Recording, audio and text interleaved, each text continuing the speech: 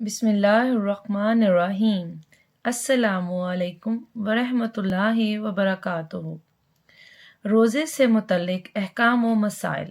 حضرت طلحہ بن عبید اللہ رضی اللہ عنہ سے روایت ہے کہ ایک بکھرے بالوں والا عربی رسول اللہ صلی اللہ علیہ وآلہ وسلم کے پاس آیا اور کہنے لگا، اے اللہ کے رسول، مجھے بتائیے اللہ تعالیٰ نے مجھ پر کتنی نمازیں فرض کی ہیں؟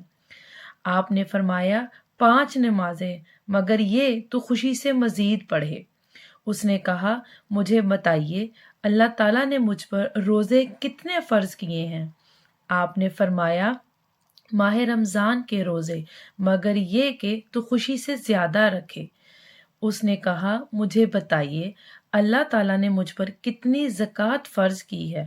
تو رسول اللہ صلی اللہ علیہ وآلہ وسلم نے اسے اسلام اور زکوٰۃ کے تفصیلی احکام بتائے۔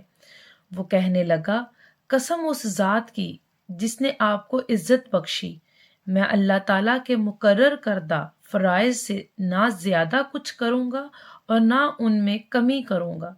رسول اللہ صلی اللہ علیہ وآلہ وسلم نے فرمایا، اگر یہ اپنی بات پر پکا رہا تو کامیاب ہو جائے گا یا جنت میں داخل ہو جائے گا۔